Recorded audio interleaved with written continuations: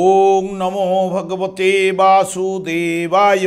আমার প্রিয় দর্শক বন্ধুকে আমার আন্তরিক অভিনন্দন, শুভেচ্ছা ও ভালোবাসা জানাই। আমি আশা করি অনাদির আদি গোবিন্দের অশেষ করুণায় আপনারা সকলেই কুশলে আছেন। আজ আপনাদের কাছে যে বিষয়টি নিয়ে আলোচনা করতে চলেছি, বৃহস্পতি এমনিতে উদয় কাল চলছে এবং শুক্র রাশিচক্রের তৃতীয়ভাবে অর্থাৎ মিথুন রাশিতে 27শে জুলাই 2025 প্রবেশ করবে এবং 20শে আগস্ট 2025 পর্যন্ত মিথুন রাশিতেই কিন্তু অবস্থান করতে চলেছে। এই যে দেবগুরু এখানে তৃতীয়ভাবে রাশিচক্রের মিথুন রাশিতে অবস্থান করছিল, দেবগুরুর সঙ্গে অসুরগুরুর যে সংযোগ ঘটতে চলেছে, তাই মেষ রাশি বা মেষ লগ্নের জাতক জাতিকারা আপনারা কেমন ফল পেতে চলেছেন তা আমি আপনাদের কাছে এই ভিডিওতে বিস্তারিতভাবে আলোচনা করব। ধৈর্য সহকারে আপনারা ভিডিওটি দেখবেন।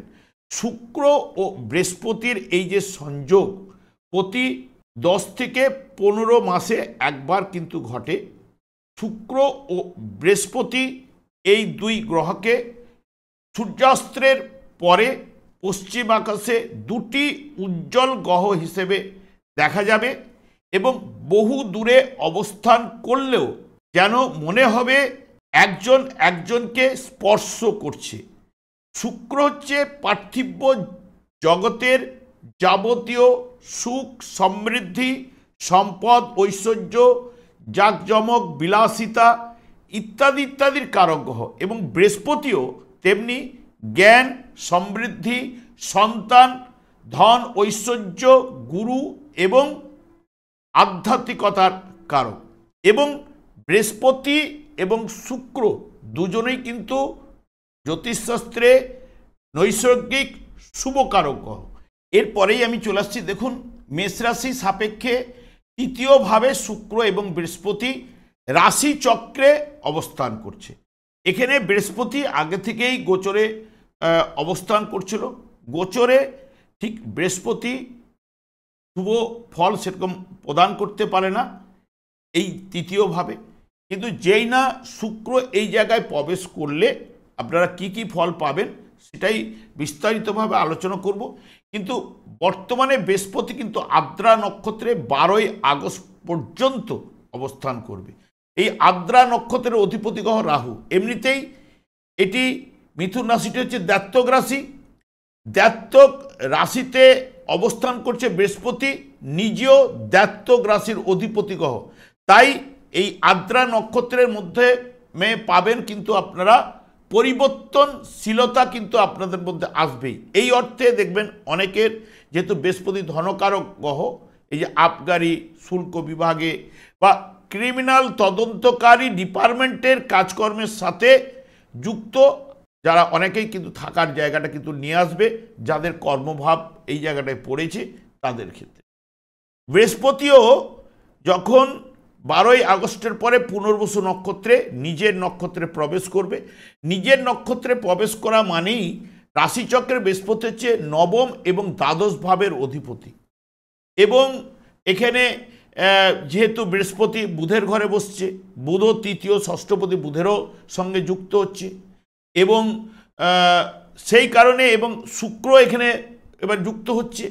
এখানে দেখবেন লেখালেখি, তৃতীয় ভাব হচ্ছে লেখালেখি, বাহুকে নির্দেশ করে। লেখালেখির ব্যাপারে সফলতা কিন্তু আসবেই এবং গবেষণার কাজে মানসিকতা কিছু না কিছু যাবেই এবং অকাল সায়েন্স এবং আইন বা প্রশাসনের কাজে মানসিকতা থাকবে। তবে জাতকের মধ্যে প্রতিভার বিকাশ কিন্তু ঘটবেই, যেহেতু নিজের নক্ষত্রে। শুক্র প্রথমেই কিন্তু 27শে জুলাই প্রবেশ করলো, 31শে জুলাই পর্যন্ত মৃগশিরা নক্ষত্রে মঙ্গলের নক্ষত্রে কিন্তু অবস্থান করবে। মঙ্গলের নক্ষত্রের মাধ্যমে বিশেষ করে দেখবেন যেহেতু তৃতীয়ভাবে মঙ্গলের নক্ষত্রে শুক্র অবস্থান করা, হাতের কাজের উপর দক্ষতা কিন্তু আসবে। সবথেকে বিশেষ করে যারা কম্পিউটারের উপরে অনেকের দেখবেন ন্যাক কিন্তু এই মঙ্গলের নক্ষত্রে নিয়ে আসবে।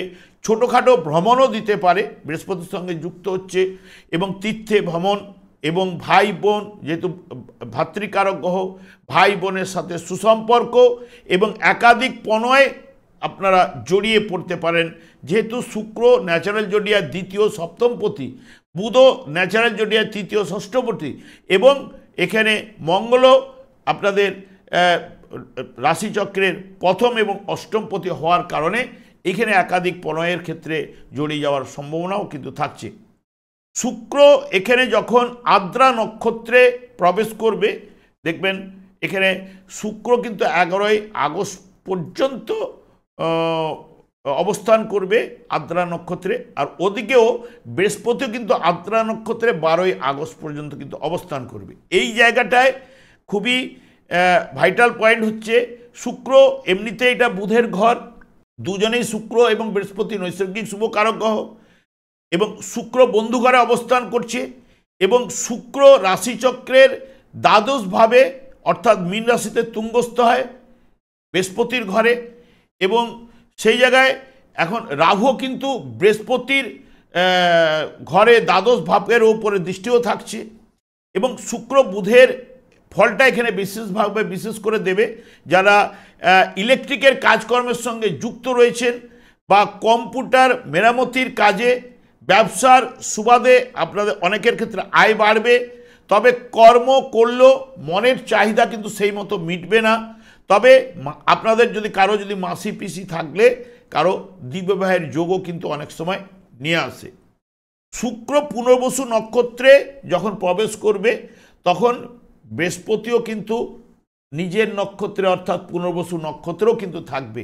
এই যে 12ই আগস্ট থেকে 20 আগস্ট পর্যন্ত এই সময়টা কিন্তু অতি শুভ ফল পাওয়ার জায়গাটা কিন্তু আনবে, কারণ দুটি গ্রহ নৈসর্গিক শুভকারক গ্রহ, এরা যেখানেই অবস্থান করুন না কেন, দেখুন যখনই তৃতীয়ভাবে বৃহস্পতি হয়তো শুভফল অতটা প্রদান করতে পারে না, যখনই শুক্র যুক্ত হবে তখন যেহেতু দুজন তো গুরু, সে এই জায়গার ক্ষেত্রে সফলতাটাকে আনার চেষ্টা কিন্তু করবেই এবং দেখবেন এই জায়গায় জ্ঞান অর্জনের দিকে লক্ষ্য থাকবে, বিজ্ঞান বিষয়ে মনোনিবেশ করতে পারবে শুক্র বৃহস্পতির নক্ষত্রে এবং জ্ঞানের জন্য বিদেশেও কিন্তু গমন করতে পারে এবং ব্যবসা বাণিজ্যে চিন্তা ভাবনা অতি অবশ্যই থাকবে, কারণ শুক্র রাশিচক্রের দ্বিতীয় এবং সপ্তম ভাবের অধিপতি গ্রহ, সপ্তম ভাব যেহেতু পেয়েছে এবং বৃহস্পতি নবম এবং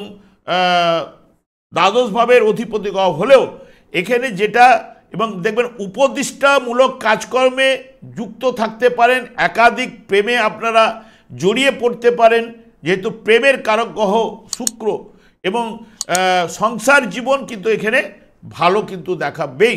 এবং দেখুন বর্তমানে যেহেতু বৃহস্পতি যদি আমি রাহুর নক্ষত্রেই ধরি, রাহুর সঙ্গে বৃহস্পতিরও দৃষ্টি বিনিময়, এখানে শুক্র, এই যে শুক্র হচ্ছে পার্থিব জগতে যেরকম প্রেম প্রীতি ভালোবাসা এবং পার্থিব জগতের সুখ সমৃদ্ধি এগুলো যেগুলো প্রদান করে, রাহুও তেমনি পার্থিব জগতের ভোগ বাসনা লোভ লালসা এইগুলো কিন্তু প্রদান করে থাকে।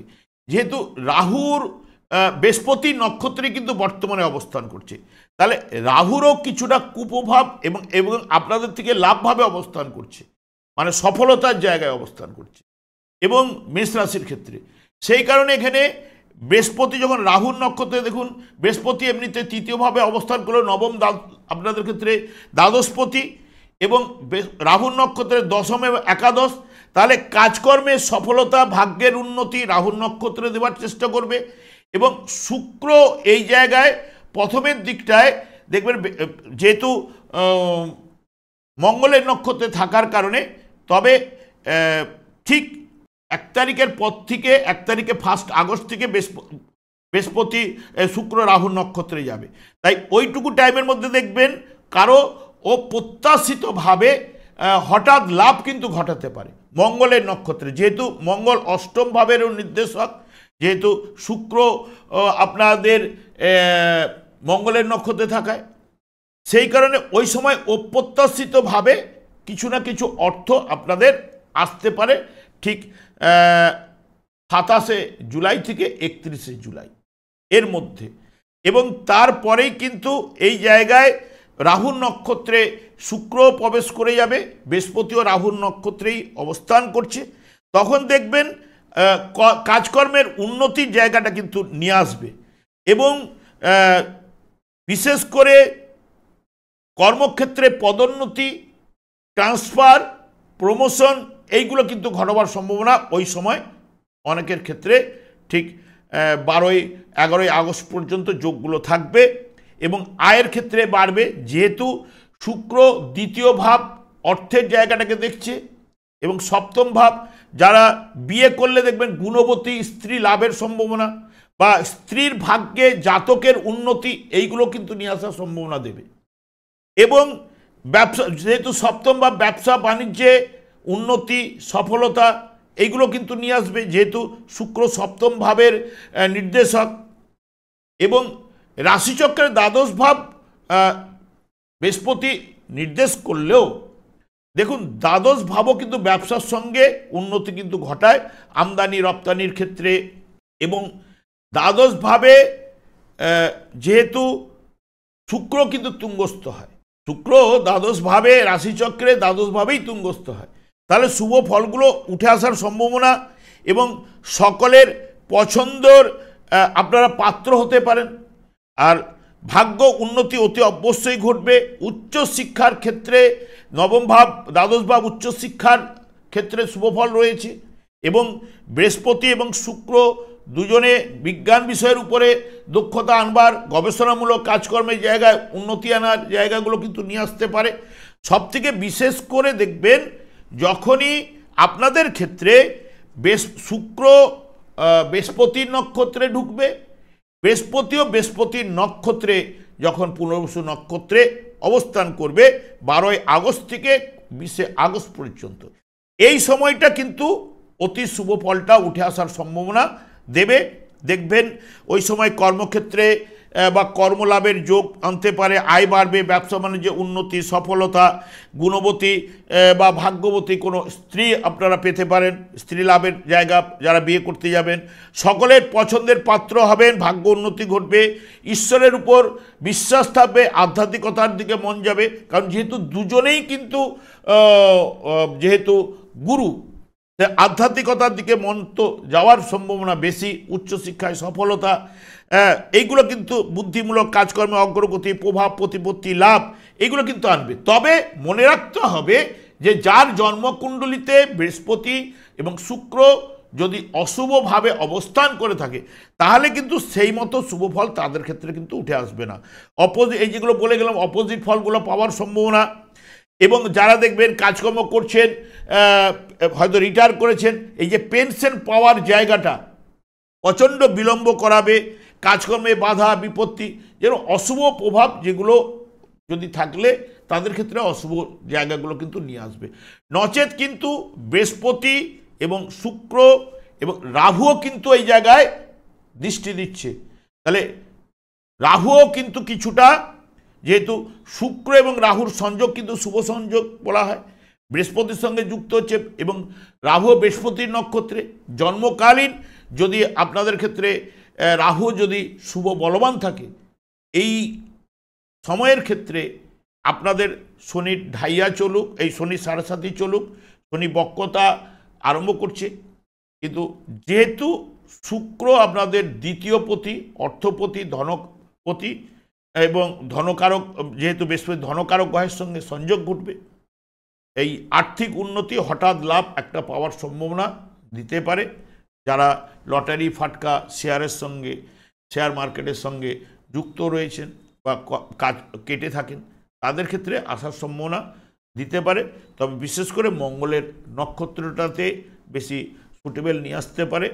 তবে সবাই যে পাবেন তা নয়, এটা মাথায় রাখবেন। কারণ বৃহস্পতির দশা, শুক্রের অন্তর্দশা বা শুক্রের দশা, বৃহস্পতির অন্তর্দশা বা রাহুর সঙ্গে যদি সংযোগ ঘটে তাদের ক্ষেত্রে কিন্তু এই সময়টা পাওয়ার জায়গাটা দেবে। তো সবার ক্ষেত্রে পাওয়ার জায়গাটা কিন্তু থাকছে না। আমি আর দীর্ঘায়িত করব না।